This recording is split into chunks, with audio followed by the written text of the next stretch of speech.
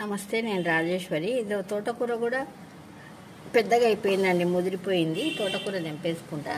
పైన కూడా ఒకటి అయింది, చూపిస్తాను నేను. ఇక్కడ చూడండి, ఇది టమాటా చెట్లు అయితే బాగానే అయినాయి.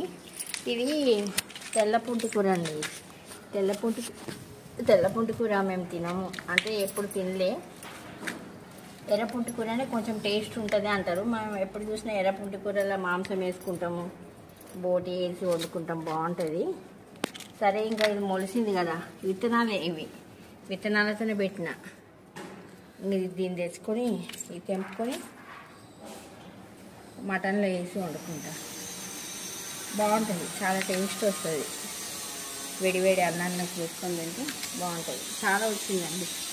టమాటాలు కూడా మంచిగా అయినాయి, టమాటా చెట్లు కూడా బాగానే అయినాయి. ఎన్ని పెట్టినా అన్నీ అయినాయి. ఇందులో కూడా ఒకటి వచ్చేసింది, పుంటికూర ఒకటి వచ్చింది. బాగుంది. వీటికి కాయలు కాదు, నేను కాయలు అయినా చూపిస్తా. టమాటా ముందు ఉంది రండి. ఇవి నార్మల్గా బెంగళూరువా అర్థమవుతలేదు, కొంచెం పెద్ద సైజ్ అయితే అర్థమవుతుంది.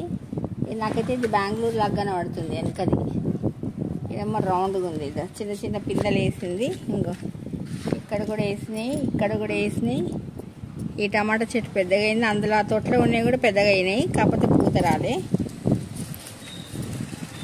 అట్లా ఒకటి రెండే ఉంటున్నాయండి. ఏం చేయాలి, నేను ఇంత కష్టపడుతుంటే కూడా ఒక పావుకిలో అన్ని టమాటాలు, పావుకిలో వంకాయలు వస్తే సరిపోతుంది. కానీ ఎంత చేసినా బతకట్లేదండి చెట్లు. ఏంటో బాధగా ఉంది.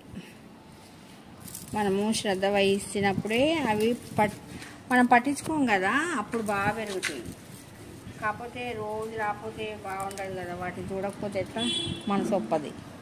ఎట్లా ఉన్నాయో, వాటికి నీళ్ళు కావాలనో, మరి ఎండిపోయినాయో అనే ప్రాణం పీకుతూ ఉంటుంది వీటిని చూడడానికి.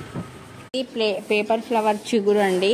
చిగురు అయితే బాగా వచ్చింది. నేను చచ్చిపోతా అన్న మొక్క చూడండి, ఇది మొత్తమే చచ్చిపోయింది. ఇది మొత్తానికి చచ్చిపోయింది. సైడ్ నుంచి ఒక చిన్న మొలక వచ్చి ఇంత పెద్దగా అయింది. ఇందులో ఇవి ఏం ఫ్లవర్స్ వస్తాయో నాకు తెలియదు. కానీ నా వీడియో నచ్చితే మీరు లైక్ చేయండి, షేర్ చేయండి, సబ్స్క్రైబ్ కూడా చేసుకోండి. ఓం శ్రీ మాత్రే నమః.